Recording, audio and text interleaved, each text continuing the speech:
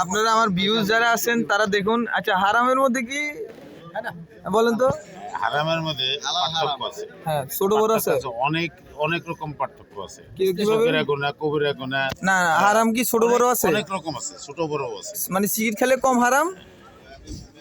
Cigarette বলেন তো। আর cigarette খেলে নাকি রোজা ভাঙে না, সে কেটা কইছিল? আচ্ছা